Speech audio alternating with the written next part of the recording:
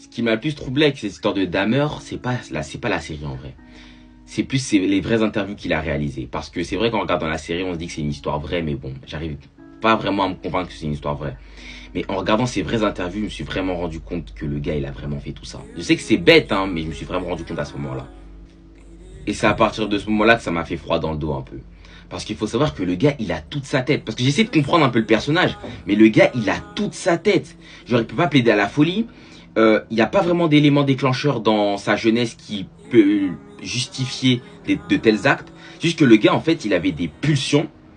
Et ces pulsions-là, il les a favorisées au détriment de la vie de ses victimes, en fait. C'est juste ça. Et finalement, c'est ça qui a fait qu'il a commis des trucs de fou. Le gars, il mangeait la chair de ses victimes pour les sentir en lui. Il gardait des ossements de ses victimes pour les sentir chez lui, genre. Et le pire de tout ça, c'est que dans son interview, il a posé la question, est-ce qu'il avait des regrets ou bien est-ce qu'il pensait à eux, genre il faisait des cauchemars? Il a dit pas du tout. Genre son cerveau, je sais pas, il balayait tous ces souvenirs-là, en fait. Quand il tuait des gens en mode, la nuit, il y pensait même pas, genre sans remords, genre. Et c'est ça qui est le plus effrayant chez ce mec. Et il se comportait tout à fait normalement, en fait. Et ce qui me rend ouf avec cette histoire aussi, c'est qu'il y a des gens qui l'adulent un peu, genre. Il y a des gens qui ont pitié de lui, mais il mérite pas de pitié, ce mec. Ce mec, il mérite pas de pitié. Vous savez, c'est quoi le pire en plus?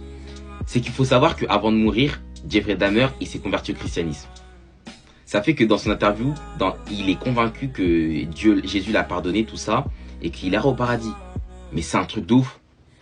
Parce qu'en vrai, c'est vrai, il a pas tort. Parce que le christianisme, même, non, mais en vrai, ça lui permet d'atteindre ce stade-là.